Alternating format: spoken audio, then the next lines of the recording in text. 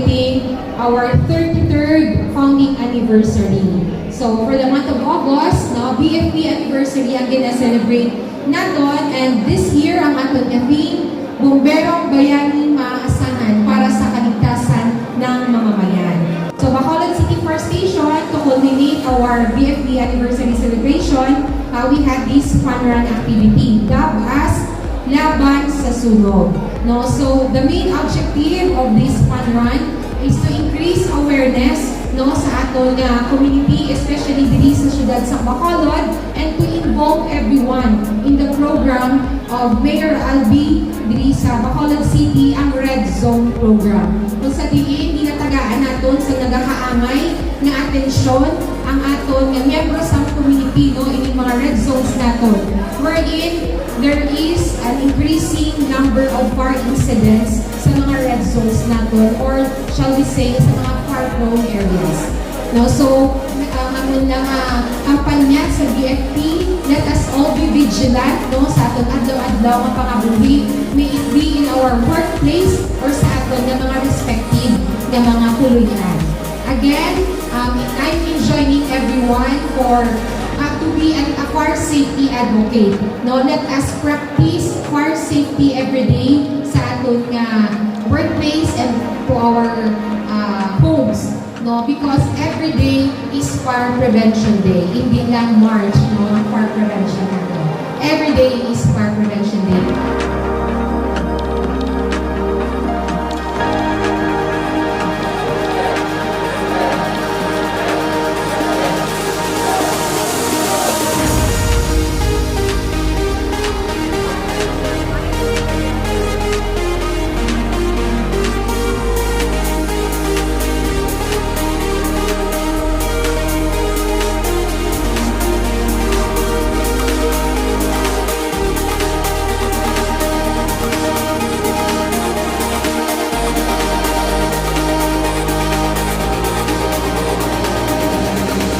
You choose to believe.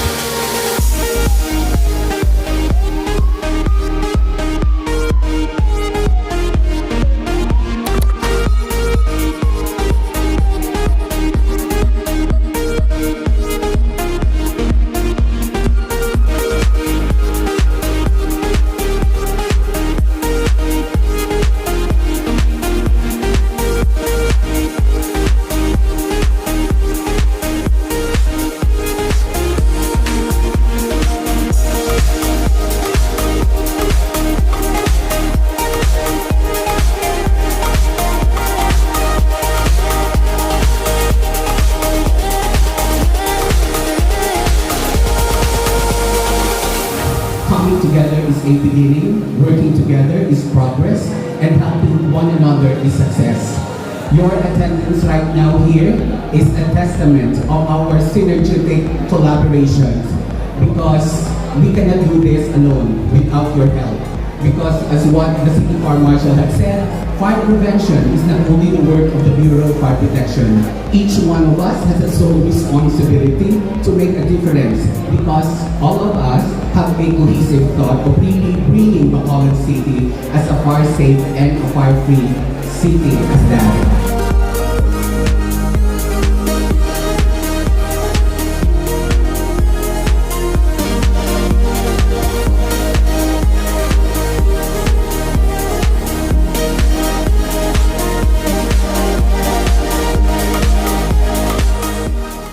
Isa hindi ka indication, no, na aside from the fun run that we are having this morning, this is a commitment we are seeing from the community. First thing na pinaka-importante gid nga nakita naton nga ang panawagan sa Bureau of Fire Protection for us to gather around and be part of this activity is to heighten the awareness of our community, because at the end of the day, hindi lang ni obligasyon sa atong Bureau of Fire Protection, but it's an obligation for all of us, members of the community. Gani, ari man din, kaupod na akon, full force kami diri ang DILG Bacolod City to show support and of course to amplify ang aton panawagan to really make sure that fire is being considered, no, as an important element in terms of our disaster preparedness, especially din sa Bacolod City, wherein ang ating mga kabarangayan identify ang fire amongst their top 2 hazards. And that alone already signifies a big chunk of responsibility sa aton different stakeholders. If we take our private sectors for actively supporting our call for this activity, and that no more than celebrating the anniversary of the Bureau of Fire Protection this August, we are also trying to reach out to every member of the community to call for your responsibility and commitment towards protecting each and everyone, each of our household members, each of our community members, each of the barangay to be fire-free.